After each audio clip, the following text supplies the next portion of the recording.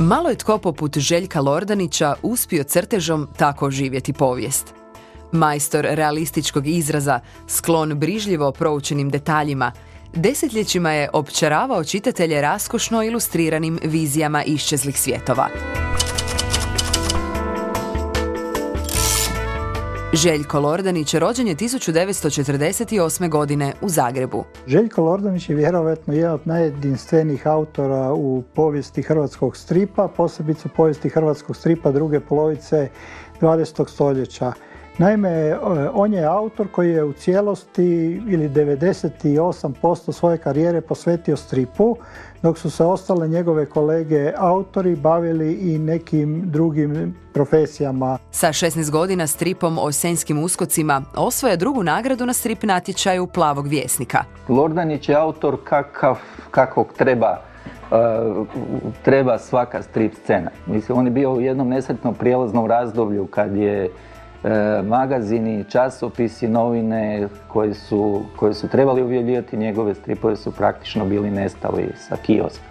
I onda je završio i u drugom jezičnom području, dakle u Sloveniji, gdje je cijenjen i popularan bio u to vrijeme, krajem 60. i početkom 70. Najveći broj stripova Lordanić će u Sloveniji objaviti u dnevniku Delo i tjedniku Nedeljski dnevnik. Bili je jedan moj prijatelj, Vlado Herceg, nažalost sad je pokojan, i on je se upoznao prije sa tim iz Ljubljane, Cirilom Galeom.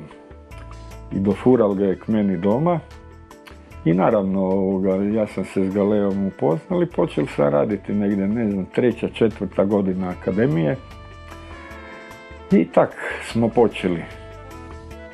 Prvo je bilo kao studentsko potpomaganje, naravno da ne žicam starce svoje za džeparac i tako. I onda je to preraslo polako u kolotečinu jednu i tako sam se počeo time baviti. U toj fazi je najčešće crtao adaptacije književnih dijela Jacka Londona, Aleksandra Dima, Jamesa Fenimora Coopera i Nikolaja Vasiljevića Gogolja. Početkom 80-ih Lordanić započinje suradnju s Modrom Lastom.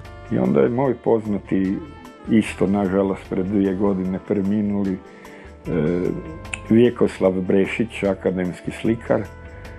On me upoznal sa Brigljevićem. Brešić veli njemu Brigljeviću, pa Lord vam crta stripove. A on veli, daj, dođi sutra k meni da vidim. I ja donesem Zov divljine i Taras Buljbu i on odmah ide Zov divljine. Hopa! I samo je onda bil u Modroj lasti samo Bednjanec. I on je odmah stranu, on je bil na zadnjoj strani, on je predzadnju dal meni. I tako je počela ta suradnja. Tijekom 80-ih u Modroj lasti nastavlja crtati stripove po književnim predlošcima, među kojima se posebno ističu Otok s Blagom, Zlatarevo zlato i Nedovršena Grička vještica.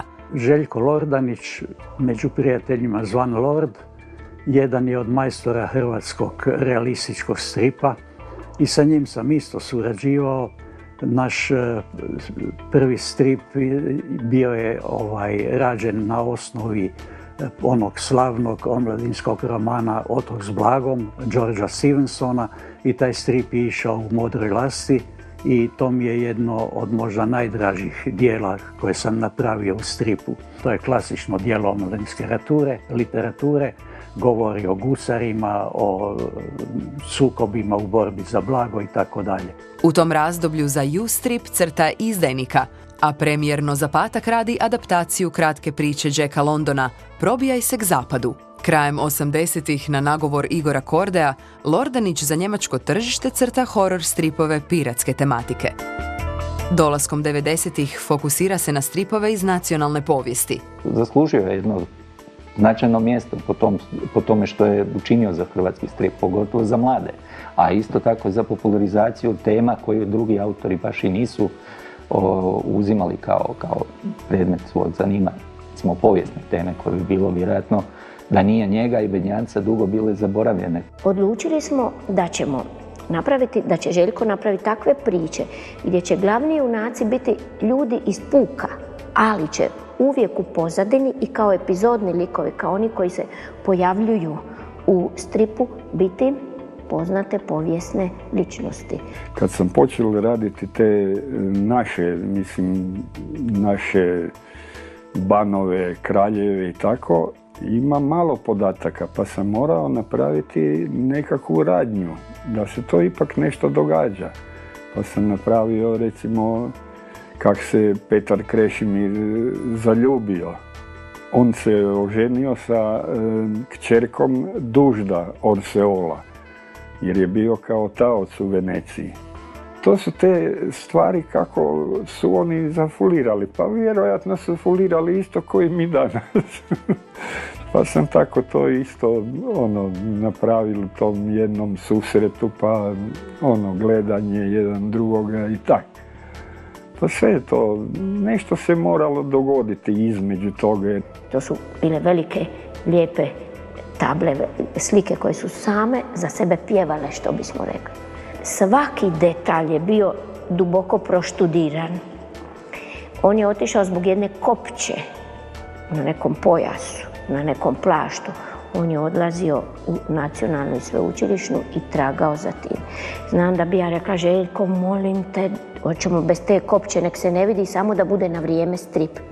Ali on je imao tako studiozan pristup prema svemu. Ne samo studiozan, on je to volio.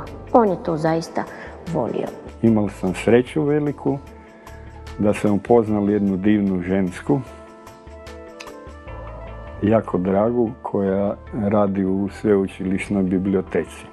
Nekad je to bilo na Mažuranićevom trgu, u staroj, gdje je sada arhiva hrvatska, Davorku. Davorka mi je puno pomogla i pogotovo isto gospođa Lelja Dobronić, koja je radila na Gornjem gradu u muzeju.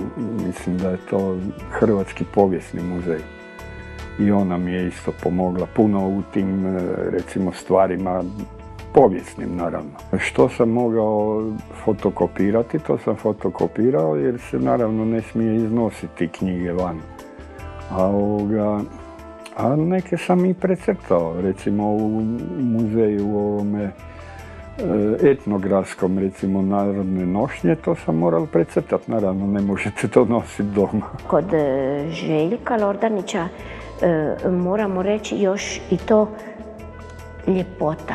Kao što je princ Valijant lijep i uvijek je lijep, tako su svi njegovi junaci lijepi. A usudila bih se reći da mnogi od tih kraljeva i tih divnih junaka me podsjećaju na Lorda u njegovim mladim i u najboljim zrelim godinama. Svi su visoki, stasiti, uspravni, dugom kovrčavom kosom, pa mi smo svi rekli, gle, evo opet Lord jedan. Ali djeca, pa i nastavnici, razgovarala sam s njima, oni vole lijepo. Pa kad smo prikazivali tu povijest Hrvata, rekli smo, pa neka budu i naši kraljevi tako lijepi kao što je princ Valijant. Zašto ne? U 2000. ulazi stripom na temu franačkih provala u Hrvatsku, nakon čega crta stripove o saracenskim nasrtajima na Jadran, ranim kršćanima i vremenu Ljudevita Posavskog i Karla Velikog. Lordanić ne odmara ni u mirovini.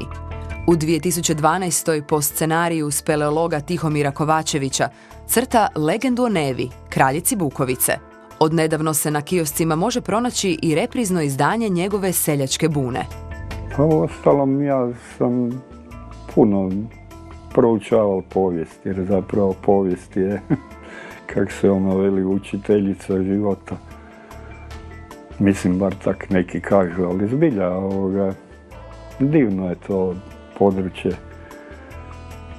Da sam mogel, možda bi se i bavil arheologijom ili, ne znam, poviješću, ali sve vam to dođe uz, recimo, sav taj posao, to moje zvanje koje sam izabrao.